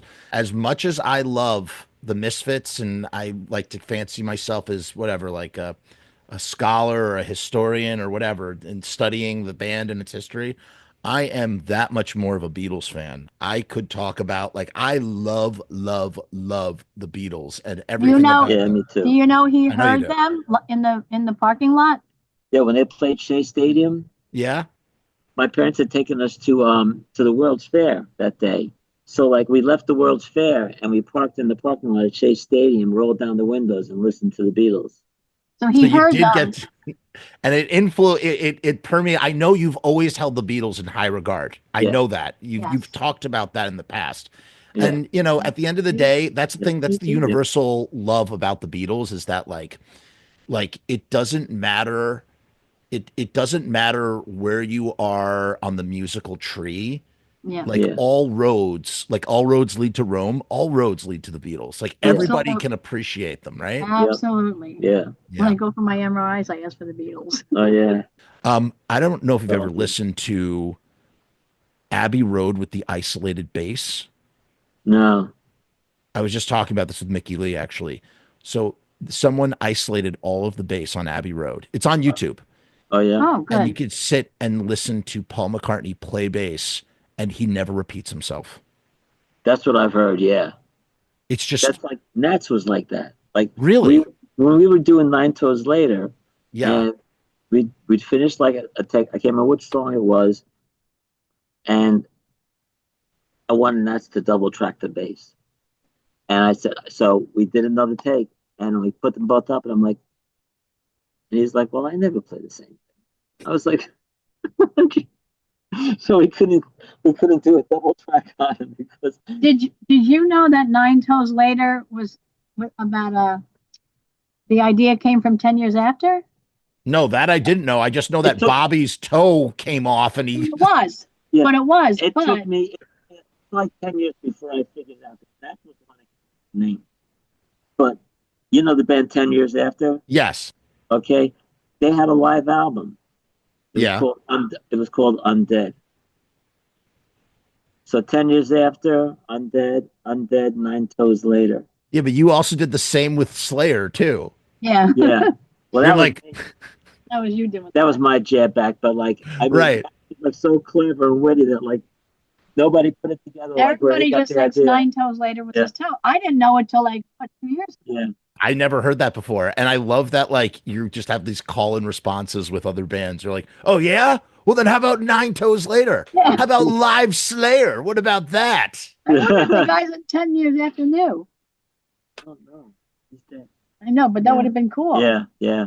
Next time you come on, I totally forgot. I wanted to ask you all about being on set for After Hours, but we can't. There's no time. We'll save it for next time. All right. I want to talk about that and that sort of stuff. That was an experience. Yeah, I want to hear all about. See, that's what I'm saying. Like, I want to talk. There's so much stuff to talk about, like besides like just like Misfits and stuff. Yeah. Sorry, say that again. Yeah. What's your favorite color? Right. Without what's your favorite color? But here is a question that I don't think I've ever asked you. I am curious to know. I want both of you to answer this. What are your 5 favorite Misfits songs? Right off the top is I Turned Into a Martian. Yeah, me too. Okay. And probably Spook City USA is going to be in there. I forgot about that. You know, Rat Fink. Horror Business is fun to play. Yeah. Yeah, but trying to think off it. Probably something else off of 12 hits. I'm trying to remember what's on there. I don't have a track. Halloween 2, Devil's Whorehouse, London Dungeon. London Dungeon. Oh, I love London I guess London Dungeon Yeah. would be, yeah. London Dungeon. Good to All see right. you, man. Very good to see you. And thank you for your time. This was Thank you, awesome. man. Yeah, I'm Yeah, glad we thanks. finally got to do this. Oh my Lord. Wasn't that fun? Wasn't it great to have Bobby and Diana on? They'll definitely come back. We're talking about maybe doing some sort of like live streaming situation. So that could be also, so you come on the live stream, you'll come hang out, we'll talk, we'll rat think, yeah, you know, RATTFINK, because that's what Bobby and Diana like to do. They like to sing rat think and whatnot. I did take my son to the New York Hardcore Matinee that Drew Stone and the New York Hardcore Chronicles organization put on. We had a great time. It was great to see Bobby and Diana with the rest of the Undead guys on stage playing. I put a few clips up on the channel so you can watch those. And I think at some point we'll have Drew Stone on as well. So that'll be fun. My son had a great time. He got his first X's. He was hanging out with Michael Alago and stuff who popped in. So it was like a really great experience all around. So yeah, thanks for watching, and we will see you next time. Peace and hair grease.